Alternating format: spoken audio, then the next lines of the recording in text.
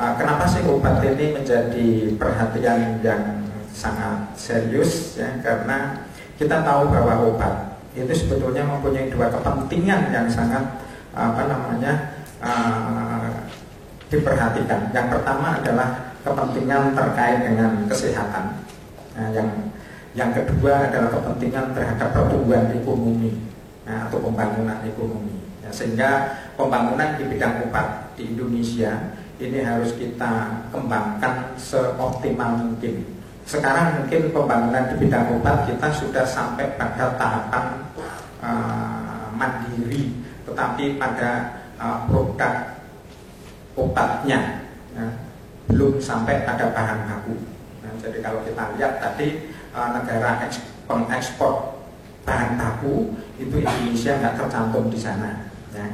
Nah, tentunya kita harus berpikir bahwa kalau di satu sisi kita obat itu punya peran di kesehatan, yang Menteri Kesehatan atau pemerintah berkeinginan untuk melakukan pembangunan kesehatan supaya derajat kesehatan masyarakat Indonesia menjadi optimal, yang kadang-kadang dikemas dengan MDGs dan sebagainya, tetapi sebetulnya target utamanya adalah umur harapan hidup yang semakin tinggi. Kalau bisa kan kita umurnya bisa lebih dari 100 tahun tapi sehat. Kemudian angka kematian bayi juga yang serendah-rendahnya. Sedang kalau ekonomi tentunya kita berpikir mungkin kalau sekarang kan masih banyak jenis obat dan sebagainya. Saya justru berpikir bagaimana obat itu bisa menggerakkan ekonomi yang setinggi-tingginya tetapi mempunyai efisiensi yang seoptimal mungkin. Karena kita nggak kepingin ada bahan baku dibeli dari luar negeri ternyata di Indonesia nggak dipakai, atau bahan baku itu sudah diolah menjadi sediaan obat atau sediaan farmasi tetapi nggak pernah diminum. Ini kan sayang. Nah, ini yang tentunya kita coba berpikir ke sana.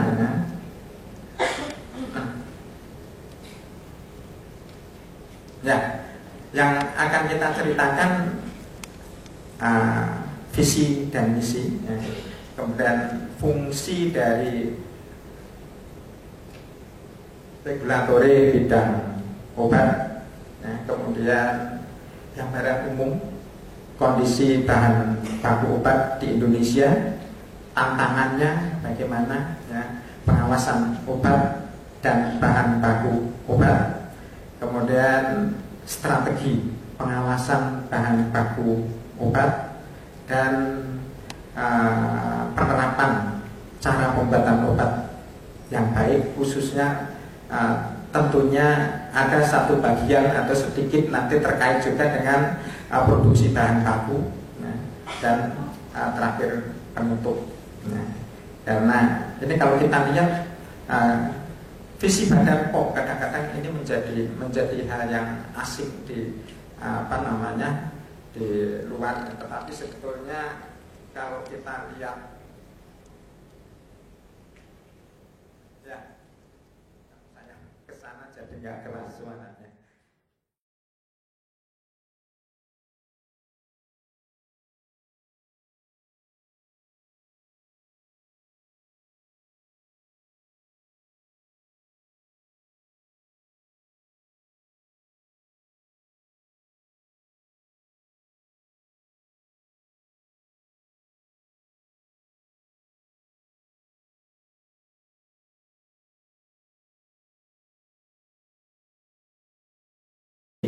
Dan kalau kepercayaan produk sediaan farmasi yang dihasilkan di industri farmasi di Indonesia tidak diragukan lagi, baik di Indonesia maupun di luar negeri, maka kita semuanya bahagia bahwa apa yang dilakukan oleh pelaku usaha di bidang industri itu semuanya bisa bermanfaat untuk satu, pelayanan kesehatan, yang kedua adalah untuk menunjang roda perekonomian. Yang tentunya kita teman-teman yang bergerak di bidang obat ini saya dorong untuk mempunyai andil yang besar di dalam pembangunan perekonomian. Nah, kalau sekarang itu catatan kami yang negara yang mengimpor produk dari Indonesia itu kira-kira 110 negara. Tolong ditingkatkan lagi, jangan hanya 110. Nah, industrinya yang mengekspor yang dari Indonesia kira-kira 30-an industri. Ya, tolong yang lain juga ikut andil di sana. Ya, silahkan. Kemudian misinya itu ada 5. Yang paling tebel ini kayaknya yang cukup menarik. Ya, melakukan pengawasan pre dan post market. Ya. Kemudian pelaksanaan pengawasan yang dilakukan oleh Badan POM tentunya pengawasan yang standarnya internasional. Kemudian di dalam kita menerjemahkan kata pengawasan itu, tolong pelaku usaha jangan memposisikan pada daerah yang berbeda dengan pemerintah. Jadi pemerintah memang dibentuk atau disiapkan ada lembaga yang tugasnya melakukan pengawasan, tetapi sebetulnya antara pelaku usaha kemudian pemerintah itu satu kesatuan sebagai bagian dari pembangunan. Kalau di sini adalah di bidang obat, pemerintah ada saja, nggak ada pelaku usahanya juga nggak ada artinya. Nah, ada pelaku usaha, pemerintah yang mengawasi nggak ada, juga hasilnya tidak optimal. Ya, jadi ini harus kita terjemahkan dalam arti untuk membantu pelaku usaha di dalam istilahnya memenangkan bisnis obat ini di pasar global. Tentunya terkait dengan pengawasan yang ada, ya, yang tadi merupakan satu kesatuan, ya, yang sebetulnya satu tetapi pada posisi yang berbeda.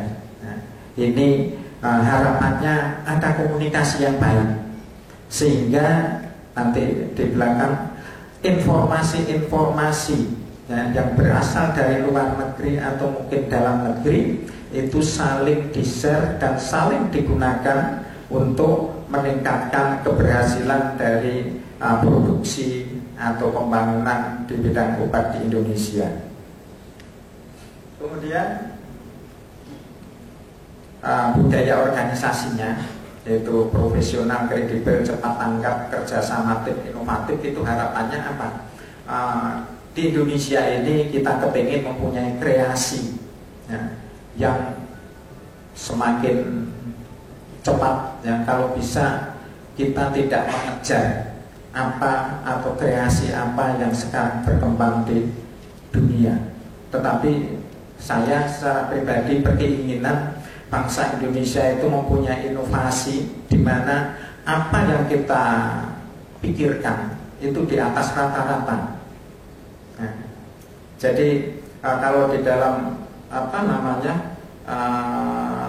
motivasi itu peluang itu sebaiknya harus kita ciptakan, nah, bukan kita mengejar peluang, ya, tetapi kita harus menciptakan peluang. Nah, sebagai contoh bagaimana menciptakan peluang? Nah, Indonesia diantaranya kalau urusan obat harus bisa membuat bahan baku. Nah, tapi di Indonesia kayaknya masih belum banyak berpikir ke sana. Kemudian fungsi regulatori bidang obat di Indonesia, nah ini persetujuan izin edar. Nah, ini penting di sana, ya. Kemudian penilaian CPOB, ya, dokumen registrasi, ya, ini menjadi hal yang sangat penting, ya. Tentunya yang terkait dengan persetujuan izin edar, yang terjadi sekarang itu akan dilakukan evaluasi terus supaya paling tidak jangka waktu atau timeline tadi yang semula masih panjang mungkin bisa diperpendek. Ini tentunya bukan hanya hasil kerja atau pemikiran dari pemerintah, tetapi para pelaku usaha itu tolong juga memberikan masukan-masukan dan dukungan supaya memang pelaksanaan itu bisa lebih cepat, ya, tetapi data-data yang digunakan di sana memang dapat dipertanggungjawabkan di level manapun juga. Kemudian inspeksi regulatori yang produksi dan distribusi. Nah ini tentunya cara pembuatan obat yang baik itu akan dilakukan inspeksi. Di antaranya di sana bahwa kalau kita tadi di depan ingin mendapatkan obat yang terpercaya, obat yang mutunya baik, aman, kemudian khasiatnya tepat, ya, kemudian harganya terjangkau, maka mulai dari awal bahan bakunya pun harus kita siapkan sebaik-baiknya. Supaya apa? Kalau bahan baku sudah baik, dengan dilakukan proses-proses secara baik, hasilnya pasti baik. Tetapi kalau cara pembuatan obatnya sudah baik, tetapi bahan bakunya tidak dipercaya mutunya, maka hasilnya menjadi jelek juga.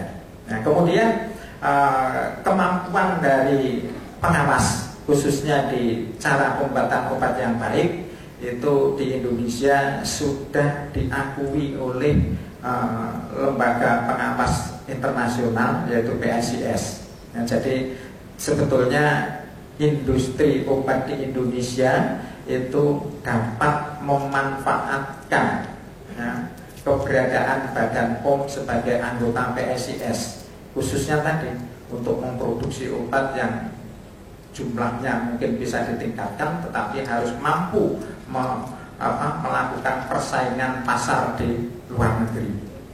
Kemudian akses laboratorium, ya, untuk vaksin, ya, dan sebagainya ini sangat penting. Nah, jadi laboratorium ini tentunya tidak hanya milik pemerintah saja. Milik pemerintah itu hanya untuk melihat produk-produk secara sampling, ya, yang sampelnya pun sangat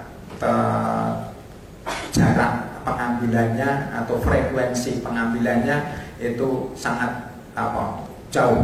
Sedang kalau di industri itu pemanfaatan laboratorium itu menjadi sangat bagus, sehingga kemampuan untuk menguji, kemampuan untuk mendeteksi suatu senyawa atau suatu zat di dalam suatu produk ini sangat penting.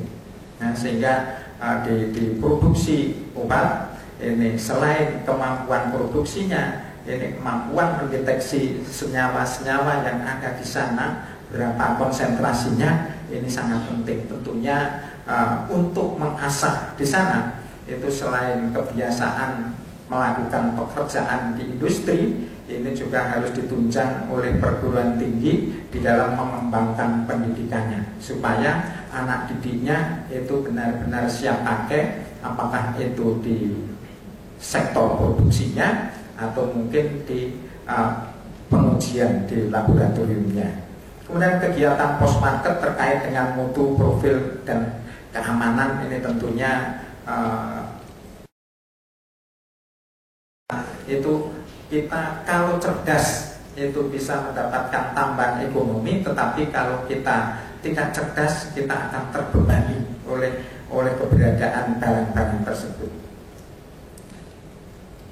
Nah, kemudian obat beredar, ya, berdasarkan kelas terapinya, ya, seperti ini, ya, kondisinya, itemnya seperti itu. Nah, tentunya ini bisa dikaitkan dengan tadi bahan baku yang masuk.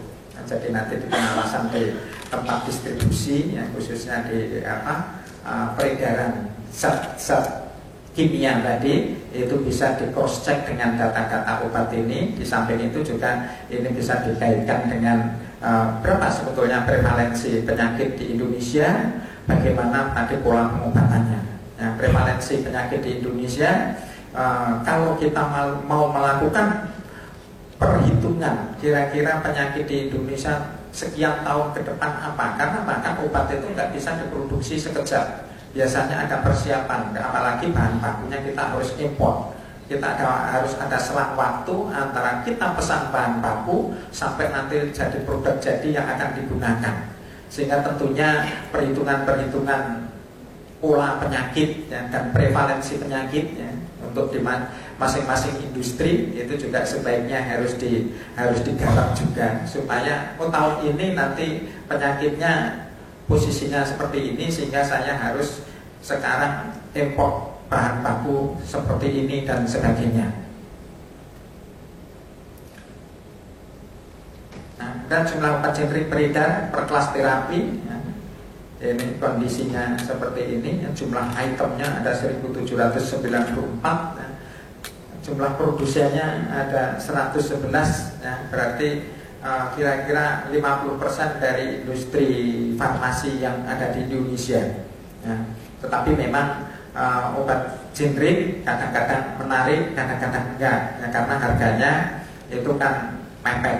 Nah, tetapi juga tentunya ke depan kalau kita berkeinginan membuat bahwa harga obat yang diproduksi di Indonesia harganya tetap bersaing dengan harga obat yang beredar di internasional, perhitungan terhadap harga obat baik itu obat generik maupun obat paten itu kita harus lebih cermat. Nah, kecermatan tidak hanya diperhitungkan dari berapa harga bahan-bahan yang dipakai, tetapi berapa sebetulnya harga yang ada di pasar. Ini tentunya akan menjadi pertimbangan. Nah, namun demikian boleh juga kalau kita bisa menawarkan atau bisa memberikan produk yang potensinya jauh lebih tinggi ya, dengan harga yang lebih tinggi juga, karena nanti tentunya akan ada perhitungan ya, khususnya di rumah sakit itu bahwa pengobatan untuk penyakit itu sebetulnya berapa rupiah. Nah, kalau dibandingkan dengan obat lain yang katanya lebih murah, tetapi kalau ternyata penggunaan obatnya lebih lama, itu akan jauh lebih mahal sebetulnya, karena orang sakit itu tidak hanya tergantung pada obatnya, tetapi dia dirawatnya itu juga membutuhkan biaya, termasuk dokter dan perawat yang merawatnya. Tantangan pengawasan obat dan bahan obat ini era globalisasi saya kira tidak bisa dielakkan, dan tentunya kita sebagai masyarakat yang siap untuk maju, yang namanya globalisasi itu kalau bisa kan kita bukan ditawari dari luar negeri, nah, tetapi kita yang tadi menciptakan peluang pasar internasional itu harus kita ciptakan. Karena apa? Kalau kita menciptakan pasar berarti apa? Kita harus siap produknya. Kalau kita nggak siap produknya, jangan sekali-kali menawarkan pasar internasional seperti misalnya pertanian, ya, peternakan. Begitu kita menawarkan pasar internasional, sapinya yang masuk, bukan sapi kita yang keluar. Nah, harapan kita untuk obat yaitu obat kita yang keluar. Ya, meskipun bahan baku boleh datang dari luar negeri, tetapi produk obat kita itu yang harus bisa menguasai pasar internasional. Dan juga kadang-kadang saya berpikir bahwa kalau di Indonesia saat ini untuk produksi bahan baku obat risikonya sangat tinggi. Karena apa? Pengendalian lingkungan dari sektor-sektor terkait masih kurang bagus, sehingga sangat berisiko terhadap kerusakan lingkungan. Sehingga kalau bahan baku diproduksi di luar, kita bisa mendapatkan bahan baku dengan harga yang murah. Saya kira kalau industri farmasi ya, atau para industri farmasi itu kompak, maka pembelian bahan baku dari luar negeri sebetulnya akan bisa lebih murah. Nah, karena ini bisa terorganisir. Nah, ini saya kira tolong juga dipikirkan di sana bagaimana organisasi dibentuk ada, ini bisa memberikan peluang untuk mendapatkan bahan baku yang terbaik ya, kemudian harganya murah ya, termasuk juga pada waktu kita ingin mengetahui industri bahan baku di sana kayak apa, itu sebetulnya GP Farmasi ya, atau asosiasi di industri farmasi itu bisa membentuk semacam konsorsium atau bersama-sama. Oh, ini nanti yang lihat ke sana kalau sudah menjadi data milik bersama bahwa industri ini bagus, silahkan bahan bakunya dipakai. Kemudian implementasi dari ASEAN harmonisasi. Nah, harmonisasi ASEAN kalau menurut saya nggak begitu menarik. Nah, tetapi harmonisasi ASEAN Cina, tinggal 5 menit ya Pak. Oh ya, harmonisasi ASEAN Cina atau India begitu sangat menarik. Karena apa? Pasarnya banyak. Kalau orang produksi obat di industri farmasi ini kan pelanggannya adalah manusia. Nah, bukan jumlah negara. Nah, kemudian PICS tadi merupakan modal dasar yang ibu dan bapak para pelaku industri di bidang obat ini bisa manfaatkan seoptimal mungkin. Nah, jadi itu peluang yang sangat baik. Kemudian gaya hidup, ya. Nah, yang tujuannya semuanya adalah ini, sistem pengawasan obat dan makanan harus diperketat. Ya. Teknologi tentunya kita harus kembangkan. Ya. Bagaimana saya kadang-kadang juga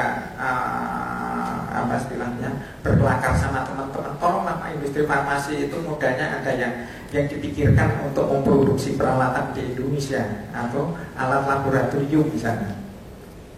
Ya, ini tadi salah satu contoh. Tentunya ini kan salah satu contoh saja bahwa ada obat yang bahan baku yang berisiko. Hanya kenapa sumbernya juga di luar negeri, apakah di Indonesia nggak ada? Ya, kita sebetulnya sudah mengumpulkan melalui MESO.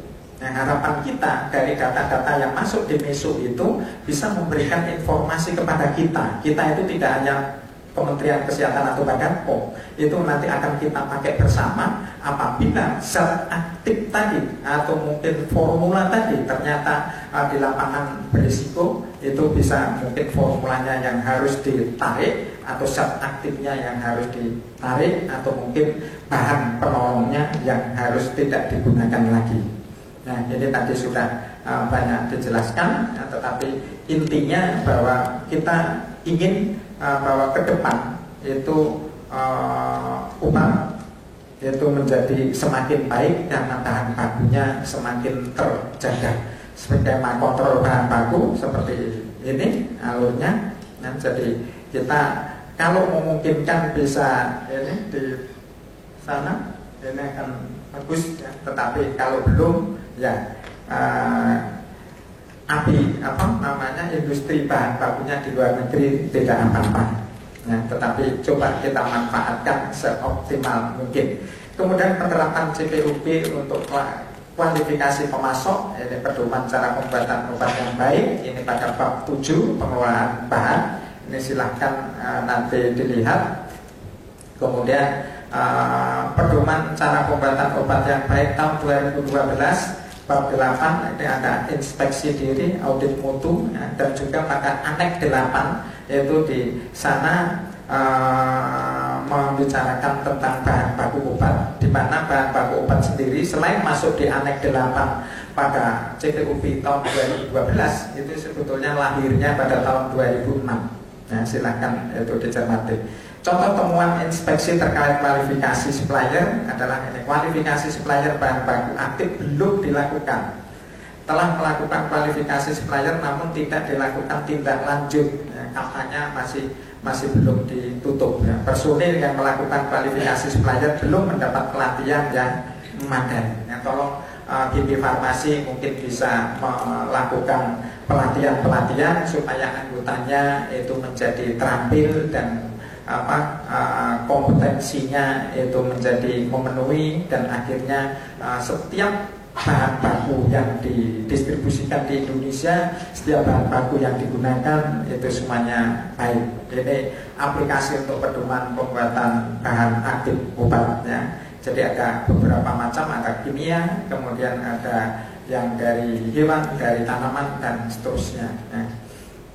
Kemudian pengawasan bahan aktif obat sebagai bahan awal merupakan aspek kritis dalam penerapan cara pembuatan obat yang baik. Tadi kita katakan di depan ya, bahwa sebaik apapun kita kerja kalau bahannya saja jelek, ini nggak ada artinya. Kemudian pemasok tunggal merupakan risiko untuk produk dengan supply besar. Nah, jadi kalau kita memproduksi dalam jumlah besar, tentunya pemasoknya jangan satu. Karena apa? Kalau ada masalah, apakah itu di pengiriman atau mungkin industrinya di negara itu dan sebagainya, kita bisa kelabakan. Kewajiban bagi pengimpor untuk memastikan keamanan dan mutu dari bahan aktif yang diimpor tadi. Industri farmasi harus memperhatikan ini BCP-nya, Business Continuity Plan, dan mengimplementasikan manajemen risiko dalam pemilihan supplier. Saya kira demikian yang bisa kita sampaikan dalam waktu yang pendek ini. Semoga saja kita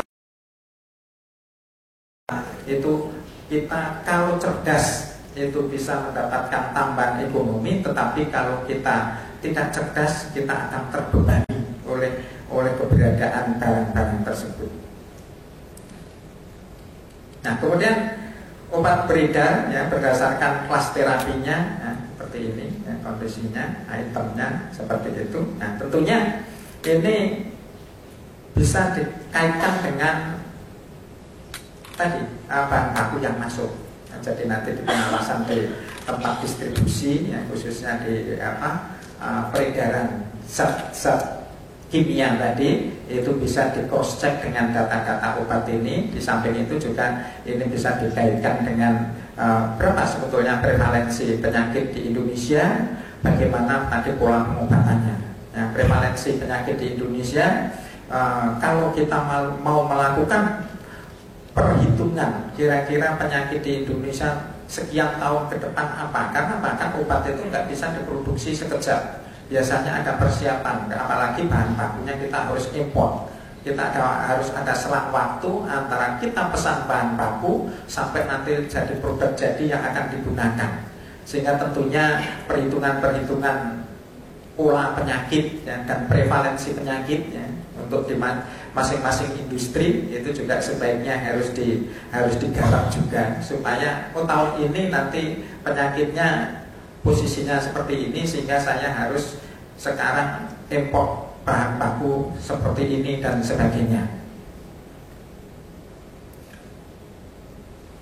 Nah, dan jumlah obat generik beredar per kelas terapi ya, ini kondisinya seperti ini. Jumlah itemnya ada 1794 ya. Jumlah produsennya ada 111 ya, berarti kira-kira 50% dari industri farmasi yang ada di Indonesia ya. Tetapi memang obat generik kadang-kadang menarik, kadang-kadang enggak ya, karena harganya itu kan mepet.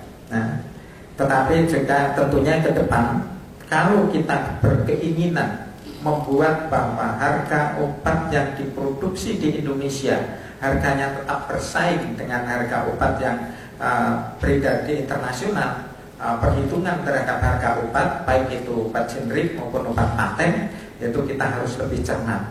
Nah, kecermatan tidak hanya diperhitungkan dari berapa harga bahan-bahan yang dipakai, tetapi berapa sebetulnya harga yang ada di pasar. Ini tentunya akan menjadi pertimbangan. Nah, namun demikian boleh juga kalau kita bisa menawarkan atau bisa memberikan produk yang potensinya jauh lebih tinggi ya, dengan harga yang lebih tinggi juga, karena nanti tentunya akan ada perhitungan ya, khususnya di rumah sakit itu bahwa pengobatan untuk penyakit itu sebetulnya berapa rupiah. Nah, kalau dibandingkan dengan obat lain yang katanya lebih murah, tetapi kalau ternyata penggunaan obatnya lebih lama, itu akan jauh lebih mahal sebetulnya, karena orang sakit itu tidak hanya tergantung pada obatnya, tetapi dia dirawatnya itu juga membutuhkan biaya, termasuk dokter dan perawat yang merawatnya. Tantangan pengawasan obat dan bahan obat ini era globalisasi saya kira tidak bisa dielakkan, dan tentunya kita sebagai masyarakat yang siap untuk maju. Yang namanya globalisasi itu kalau bisa kan kita bukan ditawari dari luar negeri, nah, tetapi kita yang tadi menciptakan peluang. Pasar internasional itu harus kita ciptakan, karena apa? Kalau kita menciptakan pasar berarti apa? Kita harus siap produknya. Kalau kita nggak siap produknya, jangan sekali-kali menawarkan pasar internasional seperti misalnya pertanian, ya, peternakan. Begitu kita menawarkan pasar internasional, sapinya yang masuk, bukan sapi kita yang keluar. Nah, harapan kita untuk obat, yaitu obat kita yang keluar. Nah, meskipun bahan baku boleh datang dari luar negeri, tetapi produk obat kita itu yang harus bisa menguasai pasar internasional. Dan juga kadang-kadang saya berpikir bahwa kalau di Indonesia saat ini untuk produksi bahan baku obat risikonya sangat tinggi. Karena apa? Pengendalian lingkungan dari sektor-sektor terkait masih kurang bagus, sehingga sangat berisiko terhadap kerusakan lingkungan. Sehingga kalau bahan baku diproduksi di luar, kita bisa mendapatkan bahan baku dengan harga yang murah. Saya kira kalau industri farmasi ya, atau para industri farmasi itu kompak, maka pembelian bahan baku dari luar negeri sebetulnya akan bisa lebih murah. Nah, karena ini bisa terorganisir. Nah, ini saya kira tolong juga dipikirkan di sana bagaimana organisasi dibentuk ada, ini bisa memberikan peluang untuk mendapatkan bahan baku yang terbaik ya, kemudian harganya murah. Yang termasuk juga pada waktu kita ingin mengetahui industri bahan baku di sana kayak apa, itu sebetulnya GP Farmasi ya, atau asosiasi di industri farmasi itu bisa membentuk semacam konsorsium atau bersama-sama. Oh, ini nanti yang lihat ke sana kalau sudah menjadi data milik bersama bahwa industri ini bagus, silahkan bahan bakunya dipakai. Kemudian implementasi dari ASEAN harmonisasi. Nah, harmonisasi ASEAN kalau menurut saya nggak begitu menarik. Nah, tetapi harmonisasi ASEAN Cina, 5 menit ya Pak. Oh ya, harmonisasi ASEAN Cina atau India begitu sangat menarik. Karena apa? Pasarnya banyak. Kalau orang produksi obat di industri farmasi ini kan pelanggannya adalah manusia. Nah, bukan jumlah negara. Nah, kemudian PICS tadi merupakan modal dasar yang Ibu dan Bapak para pelaku industri di bidang obat ini bisa manfaatkan seoptimal mungkin. Nah, jadi itu peluang yang sangat baik. Kemudian gaya hidup, ya. Nah, yang tujuannya semuanya adalah ini, sistem pengawasan obat dan makanan harus diperketat. Ya. Teknologi tentunya kita harus kembangkan. Ya. Bagaimana saya kadang-kadang juga istilahnya berkelakar sama teman-teman, tolonglah industri farmasi itu modalnya ada yang dipikirkan untuk memproduksi peralatan di Indonesia atau alat laboratorium di sana. Ya, ini tadi salah satu contoh. Tentunya ini kan salah satu contoh saja bahwa ada obat yang bahan baku yang berisiko. Hanya kenapa sumbernya juga di luar negeri, apakah di Indonesia nggak ada? Ya, kita sebetulnya sudah mengumpulkan melalui MESO. Nah, harapan kita dari data-data yang masuk di MESO itu bisa memberikan informasi kepada kita. Kita itu tidak hanya Kementerian Kesehatan atau Badan POM, itu nanti akan kita pakai bersama. Apabila zat aktif tadi atau mungkin formula tadi ternyata di lapangan berisiko, itu bisa mungkin formulanya yang harus ditarik atau zat aktifnya yang harus ditarik atau mungkin bahan penolongnya yang harus tidak digunakan lagi. Nah, ini tadi sudah banyak dijelaskan, tetapi intinya bahwa kita ingin bahwa ke depan itu obat itu menjadi semakin baik karena bahan bakunya semakin terjaga. Skema kontrol bahan baku seperti ini alurnya. Nah, jadi kita kalau memungkinkan bisa ini di sana, ini akan bagus ya. Tetapi kalau belum ya industri bahan bakunya di luar negeri tidak apa-apa ya, tetapi coba kita manfaatkan seoptimal mungkin. Kemudian penerapan CPUB untuk kualifikasi pemasok, ini pedoman cara pembuatan obat yang baik, ini pada bab 7 pengelolaan bahan, ini silahkan nanti dilihat.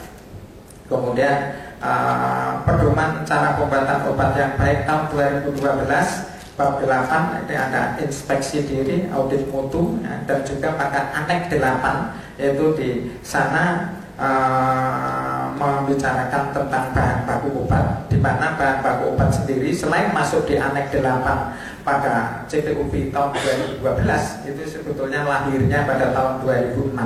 Nah, silahkan itu dicermati. Contoh temuan inspeksi terkait kualifikasi supplier adalah ini, kualifikasi supplier bahan baku aktif belum dilakukan. Telah melakukan kualifikasi supplier namun tidak dilakukan tindak lanjut ya, kampanye masih belum ditutup ya. Personil yang melakukan kualifikasi supplier belum mendapat pelatihan yang memadai ya, tolong BP Farmasi mungkin bisa melakukan pelatihan-pelatihan supaya anggotanya itu menjadi terampil dan kompetensinya itu menjadi memenuhi, dan akhirnya setiap bahan baku yang didistribusikan di Indonesia, setiap bahan baku yang digunakan itu semuanya baik. Ini aplikasi untuk pedoman pembuatan bahan aktif obatnya. Jadi ada beberapa macam, ada kimia, kemudian ada yang dari hewan, dari tanaman, dan seterusnya. Kemudian pengawasan bahan aktif obat sebagai bahan awal merupakan aspek kritis dalam penerapan cara pembuatan obat yang baik. Tadi kita katakan di depan ya, bahwa sebaik apapun kita kerja, kalau bahannya saja jelek, ini nggak ada artinya. Kemudian pemasok tunggal merupakan risiko untuk produk dengan supply besar. Ya, jadi kalau kita memproduksi dalam jumlah besar, tentunya pemasoknya jangan satu. Karena apa? Kalau ada masalah, apakah itu di pengiriman atau mungkin industrinya di negara itu dan sebagainya, kita bisa kelabakan. Kewajiban bagi pengimpor untuk memastikan keamanan dan mutu dari bahan aktif yang diimpor tadi. Industri farmasi harus memperhatikan ini BCP ya, Business Continuity Plan, dan mengimplementasikan manajemen risiko dalam pemilihan supplier. Saya kira demikian yang bisa kita sampaikan dalam waktu yang pendek ini. Semoga saja kita